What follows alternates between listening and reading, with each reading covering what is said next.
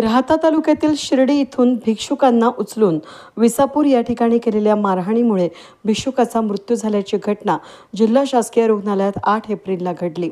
याबाबत मिळालेली माहिती अशी की श्री रामनवमी जयंतीनिमित्त शिर्डी परिसरातून प्रशासनानं भिक्षुकांना उचलून विसापूर हे कारागृह या ठिकाणी टाकले। त्या ठिकाणी त्यांना मारहाण करण्यात आली। मारहाणीत जखमी झालेल्या भिक्षुकांना उपचाराकरिता जिल्हा शासकीय रुग्णालयात दाखल करण्यात आलं। मात्र जिल्हा शासकीय रुग्णालयातील वॉर्डामध्ये त्यांना कोंडून ठेवण्यात आलं। त्या ठिकाणी काठीनं मारहाण झाल्यानं भिक्षुक जखमी झाले। जखमी भिक्षुक पाण्या वाचून तडफडून मयत झाल्याची माहिती मिळाली आहे। याबाबत जिल्हा शल्य चिकित्सक यांना झालेल्या घटनेची माहिती दिली असता त्यांनी त्वरित त्या वॉर्डात जाऊन पाहणी केली। सारंग वाघमारे नावाच्या भिक्षुक मारहाणीमध्ये जखमी झाल्यानं पाण्या वाचून मयत झाल्याचं निदर्शनास आलंय। सिव्हिल सर्जन यांनी तातडीनं अन्य भिक्षुकांना इतर वॉर्डामध्ये हलवलं आहे।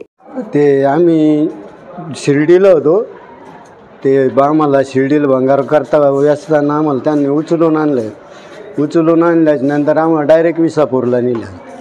विसापूरला नेल्याच्यानंतर मग इथं आणलं आम्हाला हॉस्पिटलला। इथं आणल्यानंतर पाणी मागतो, पाणी नाही, काहीच नाही, काहीच सेवा नाही। त्यामुळं मग आमच्या इथून 2 पेशंट गेले। रूमला कुलूप मारून ठेवलं होतं, बाहेरून मारित होते असे। कोणाला मारत होतो? पेशंटला। कोण मारत होतो? ते तिथे आपल्या याला विसापूरला पूरमध्ये गाड्यानंतर इथं आणलं आम्हाला। किती? भरपूर आणले ते। इथं किती लोक आणले? इथे जे 4, 5, 6 जण आणले ते। 6 जणांपैकी ओके। शिर्डी या ठिकाणी रामनवमीच्या नावाखाली तिथले जे भिक्षुकरी आहेत ते पोलिसांनी त्या ठिकाणी जेरबंद केले। त्यांना त्या ठिकाणाहून विसापूर जेलमध्ये हलवण्यात आलं।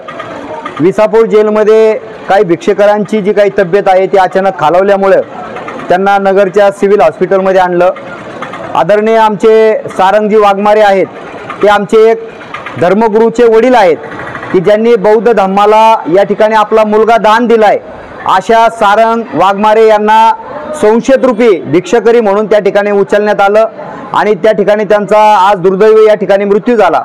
आज सिव्हिल हॉस्पिटलमध्ये मी स्वतः या ठिकाणी ज्यावेळेस आलो ती परिस्थिती पाहिली, अत्यंत मानसाला काळीमा फासणारी गोष्ट आहे की मानवतेला असणारा जो काही सरकारी दवाखाना आहे तो एकदम त्याला शब्द फुटत नाही की इतके निर्लज्ज पद्धतीने या ठिकाणी माणुसकीला काम करण्याचं काम करतात। इथं माणसांना बांधून ठेवलं, ज्या रूममध्ये अक्षरशः बसण्यासाठी जागा नाही अशा रूममध्ये 6 पेशंट त्या ठिकाणी बांधून ठेवले आणि 6 पेशंटला तिथं कुठल्याही प्रकारचं पाणी दिलं नाही।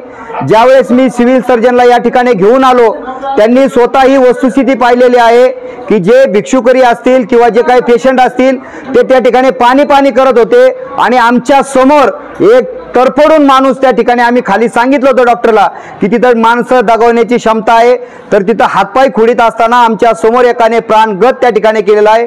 हे आम्हाला फार मोठे दुःख या ठिकाणी वाटतंय, स्वतः सिव्हिल सर्जननी पाहिलेलं आहे। म्हणून माझी विनंती आहे की जे सिव्हिल सर्जन इथे आहेत की त्यांनी सर्व जे काही ते स्टाफचे कर्मचारी तिथले डॉक्टर आहेत त्यांना कुठल्याही प्रकारची सलाईनचा उपचार केला नाही। ज्यावेळेस आम्ही सांगितलं आता त्यांना आयसीयू मध्ये जे काही 3-4 पेशंट आहेत त्यांना आम्ही हलवणं या ठिकाणी डॉक्टरने लगेच तरतूद केलेली आहे, त्यांना आता आयसीयू मध्ये हलवलेलं आहे म्हणून त्यांचे कदाचित प्राण वाचलेले असतील। परंतु 2 जे लोक या ठिकाणी दगावलेले आहेत त्यांच्या कुटुंबांना वारसांना या ठिकाणी आता आर्थिक मदत या सरकारने करावी अशी आमची प्रामुख्याने मागणी आहे।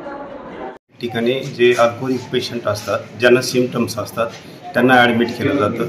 तर ह्या ठिकाणी आल्यानंतर 2 पेशंट सिरियस होते, ते एक्सपायर झालेले आहेत। आता ह्याच्यामध्ये यांची तक्रार आहे की यांना ट्रीटमेंट मिळालेलं नाही, तर मी याच्यामध्ये पूर्ण सखोल चौकशी करून जे कोणी कर्मचारी अधिकारी ह्याच्यामध्ये दोषी असतील त्यांच्यावर 100% कारवाई। बरं, इथं त्यांना बांधून ठेवलेलं होतं, काय नेमकं? अल्कोहोलिक विथड्रॉलमध्ये पेशंटचे इनव्हॉलंटरी हे मुवमेंट्स होत असतात, जसे काय म्हणजे हातपाय असे हलणं ह्या त्या गोष्टी, तर ते हलू नये किंवा त्यांना त्रास होऊ नये म्हणून बांधून ठेवलेलं होतं त्यांनी। सर या पद्धतीने ठेवते हे एकदम अचानक होते ते आणि ते पेशंटला त्रास होऊ नये म्हणून केलेलं असतं ते. आता काय पोहोचतो आणि ह्याच्याबद्दल मी ह्याच्यामध्ये पूर्ण नाही सिव्हिलचं आहे ना पूर्वीपासूनच म्हणजे स्वच्छता संदर्भात बरेच काही विषय आहेत.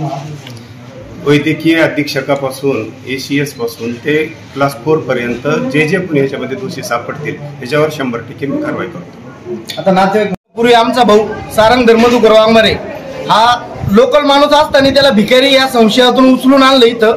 त्यानंतर आम्हाला कुठल्याही प्रकारचा इन्फॉर्म केला नाही, तो आजारी होता का काय.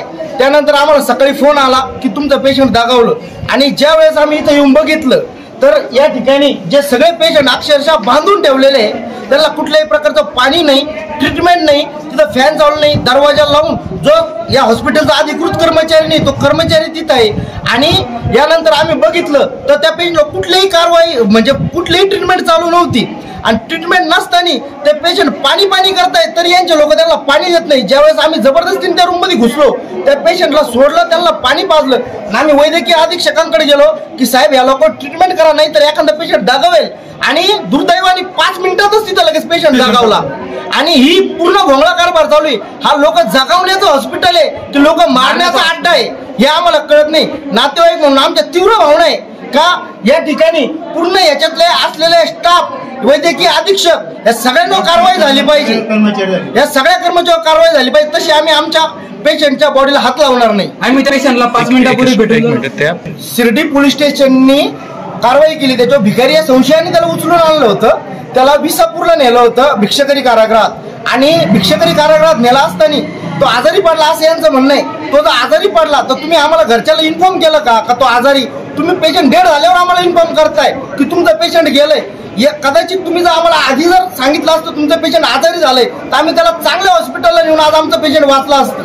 आणि आमच्या पेशंटच्या मृत्यूला जबाबदार पूर्णपणे या ठिकाणी हे कर्मचारी आहेत. विसापूर कारागृहात त्याला मारहाण झाली का काय झाली हा देखील आम्हाला संशय यातून बळावतोय. आता तुमची मागणी काय?